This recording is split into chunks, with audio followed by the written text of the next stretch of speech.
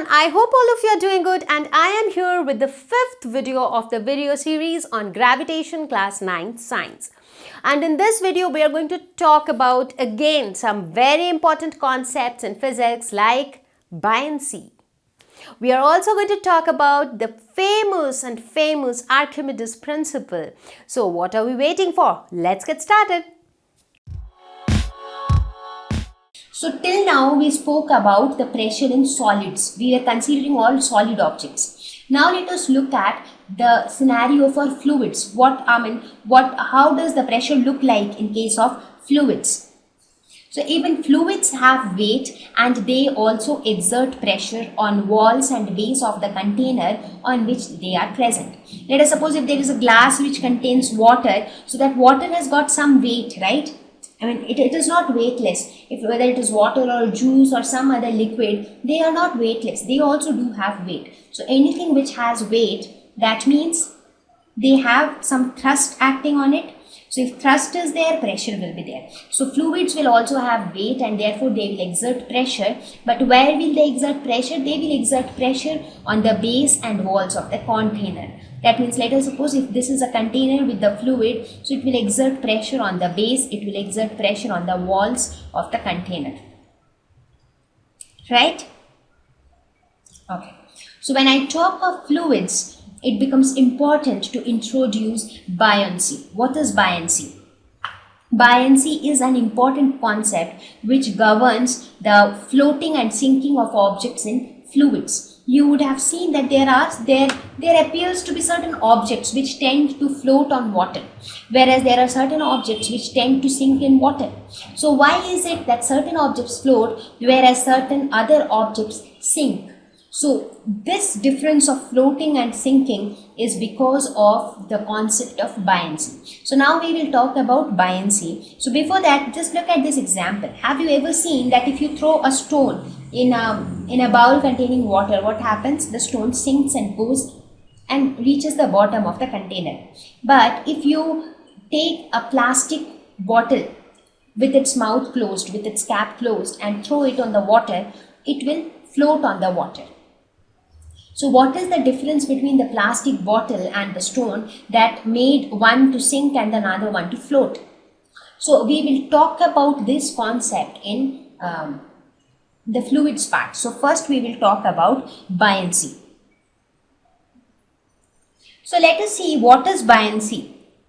Buoyancy is the upward force exerted by water on an object. So whenever an object is put on inside water, whether the object will sink or the object will float, that depends upon the force which is exerted by the water. So the water will exert an upward force on that object, and that upward force is known as buoyancy. So it is also known as buoyant force or upthrust. Upthrust because it is a thrust which is acting in the upward direction by water. So it is also known as upthrust or buoyant force. So any object immersed in a fluid experiences buoyancy. So this word buoyancy comes into picture only when an object is immersed in a fluid. It doesn't come into play for solid objects, or it doesn't come into play only for a liquid in a vessel. So only when one object is being immersed in a fluid, only then that object will experience buoyancy. The buoyancy depends on density of the fluid. So the magnitude of the buoyant force, how much buoyant force will be exerted by the liquid, depends upon the density of the fluid. So density plays a critical role in determining buoyancy, and that is why density also plays a very important role in determining whether an object will sink or float in water. So let us quickly talk about density. What is density? Density is mass per unit volume. So the SI unit is kg per meter cube. So when I talk of density, density is mass per unit volume. For example, we often use this term density in case of population also. We say that the population density of this state is very high. What do we mean? We mean that number of people living in an area. Let us suppose there is an area in which some 100 people live in an area of say 100 meters square. Okay, so and in another case we say that some one people live in the same area, so which will have a greater density. So the density will be more in the first case because more number of people are living in the same area. So similarly here density is mass per unit volume. So in a volume of say x meter cube, how much mass is contained? So if more mass is contained, we say density is more. If less mass is contained, we say density is less. So the SI unit is kg per meter cube. Density is different for different substances, but every substance has a specific density which does not change as such. But now if you heat that substance or if you make some external changes, then it will change. But as under normal or general conditions, the density of a substance is a characteristic to that substance and it will not change. Density helps to find purity of a substance. For example, let us suppose, now here we have taken example of water, silver and gold.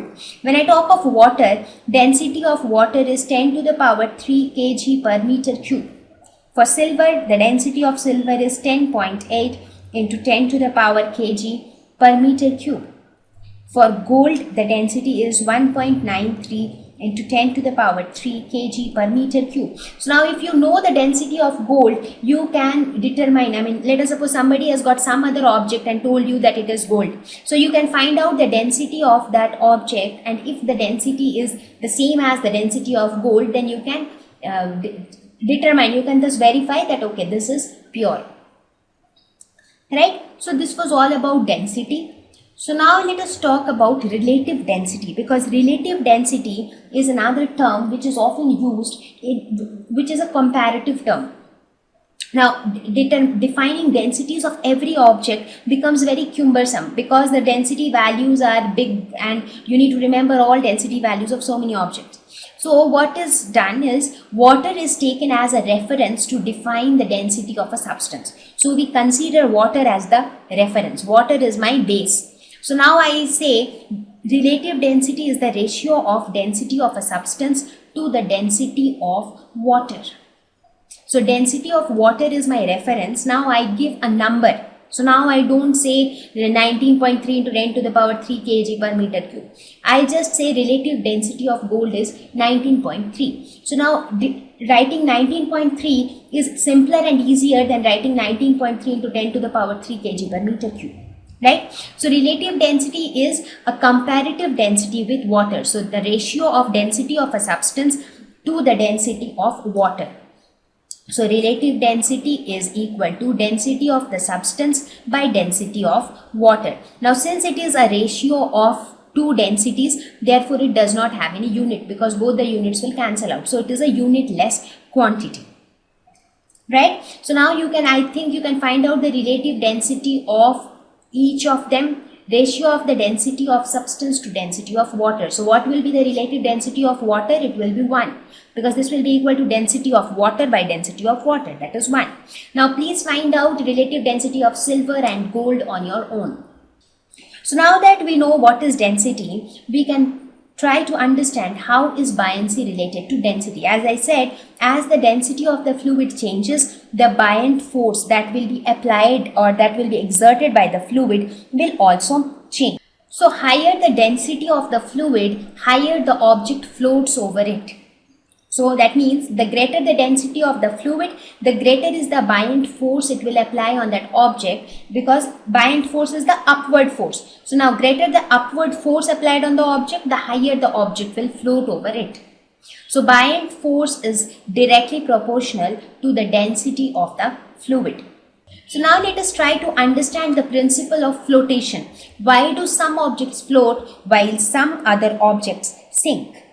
Now for any of the objects, whether you consider this bottle or you consider the stone, there are two forces which act on the object. One is the gravitational pull which act downwards, and the second one is the upthrust or the buoyant force which act upwards. So these are the two forces which will be acting on any of these objects. Now when I consider this bottle, what happens in case of this bottle?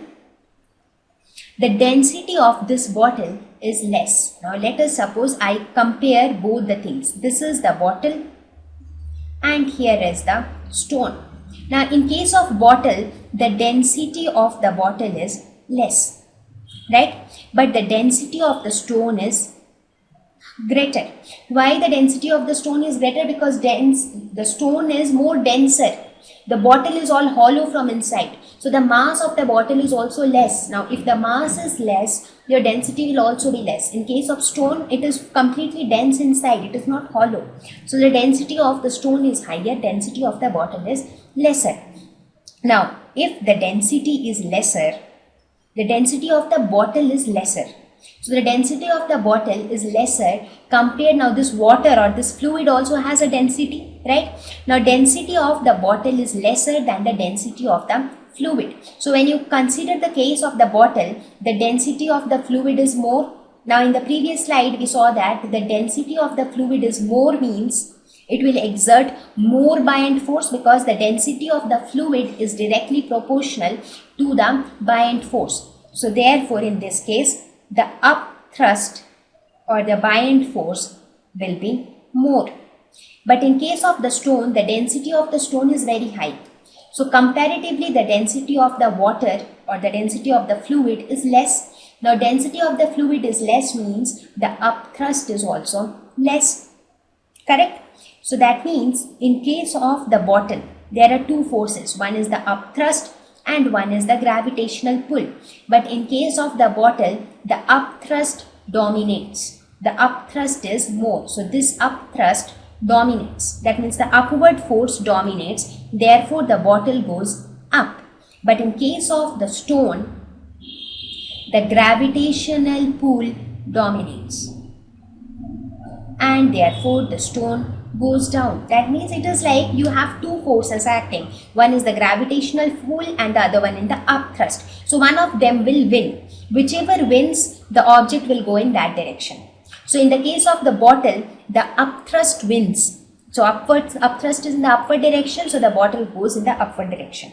In case of the stone, the gravitational pull wins. So it is in the downward direction, so the stone goes downward direction. So this is the principle of flotation. So whether an object will float or it will sink, it depends on the density of the object and the density of the fluid. Because in this case, the fluid was water. It is not necessary that every time the fluid will be water. So it not only depends on density of the fluid, but it also depends on the density of the object. The only thing to remember is that if the density of the fluid is more compared to the object, then the buoyant force given by the fluid will also be more. So what is the conclusion of this? Objects of density less than that of the liquid float on the liquid, whereas objects of density more than that of the liquid will sink in the liquid. So these are the two important points to be remembered. Now when we talk of the principles of flotation, it becomes very important to talk about the famous Archimedes principle. So what was Archimedes principle? Again, this was not the principle this was the principle actually which talked about the magnitude of the buoyant force. That means how much buoyant force will actually get exerted.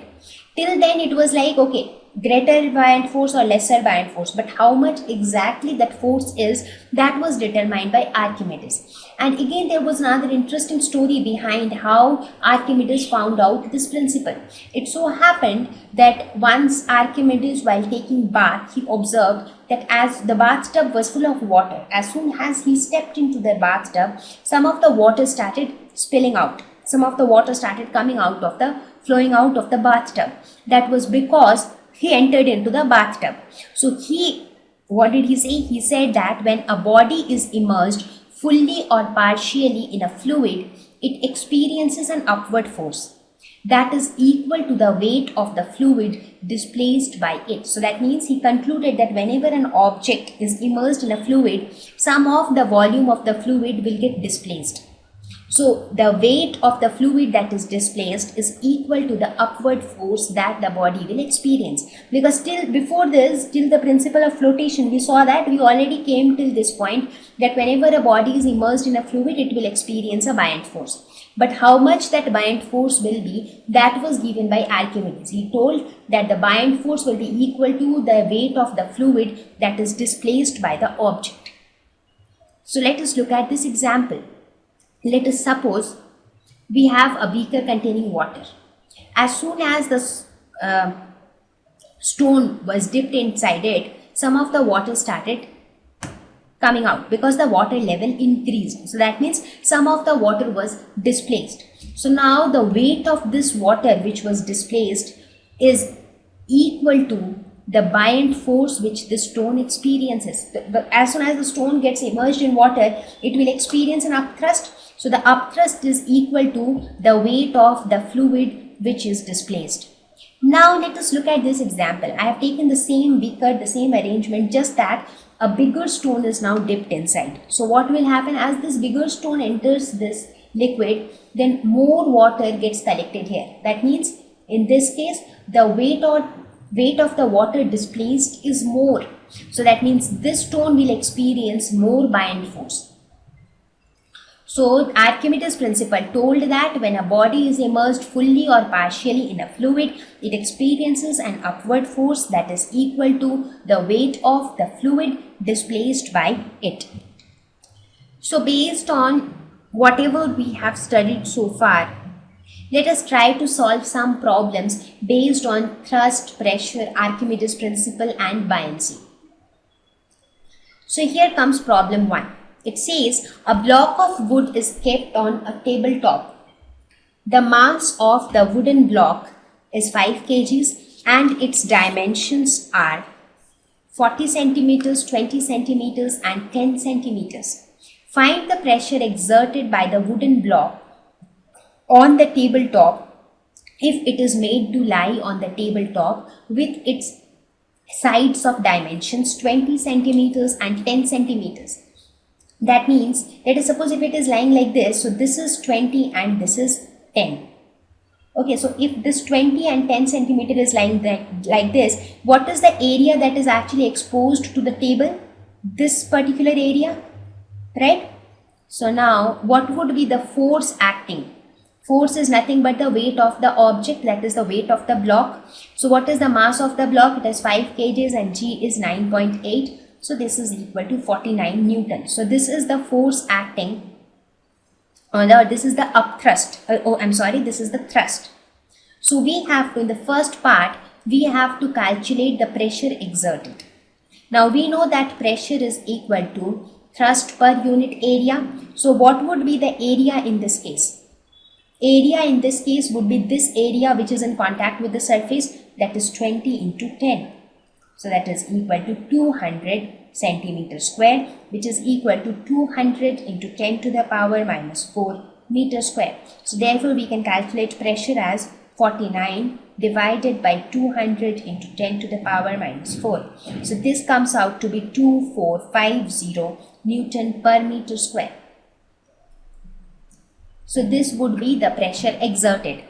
In the second part, the area changes. It says that if the block is made to lie along this dimensions, 40 centimeters into 20 centimeters. So area becomes 40 into 20. That is equal to 800 centimeters square, which is equal to 800 into 10 to the power minus 4 meter square.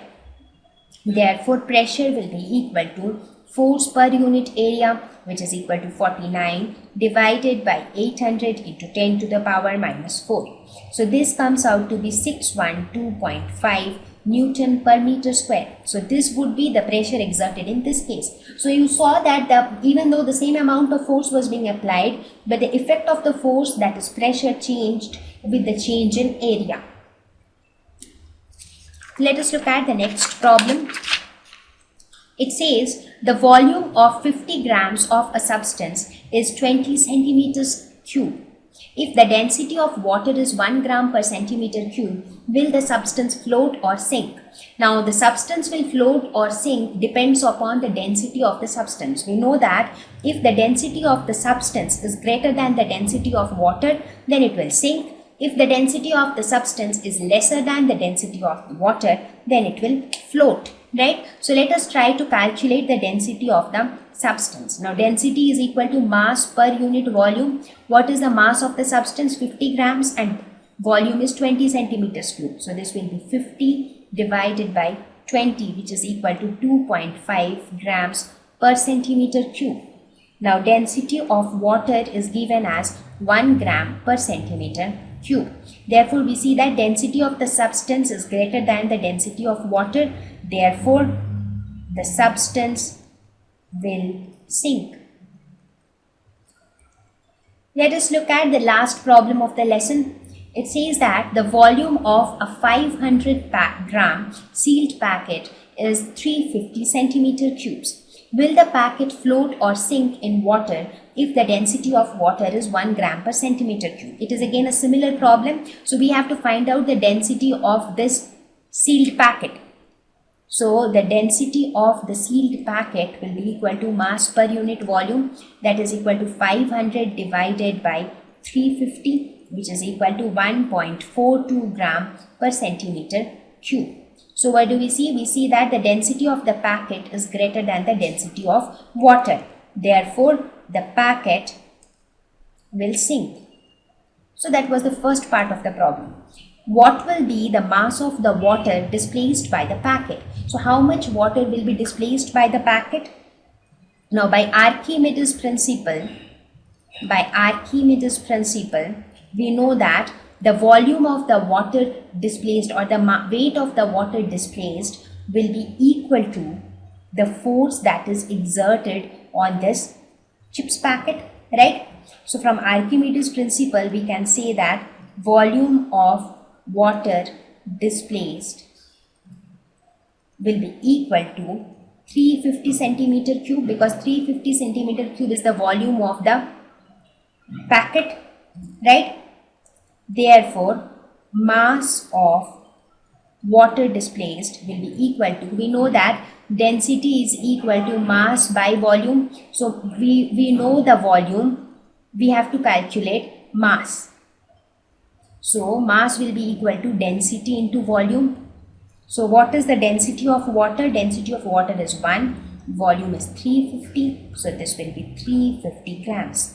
Because from Archimedes principle, we know that the volume of the packet immersed will be equal to the volume of the water displaced, right? So volume of the water displaced becomes equal to 350 centimeter cube. But we have to calculate the mass of the water displaced. So mass of the water displaced will be equal to density of water multiplied by volume of water displaced. So that comes out to be 350 grams.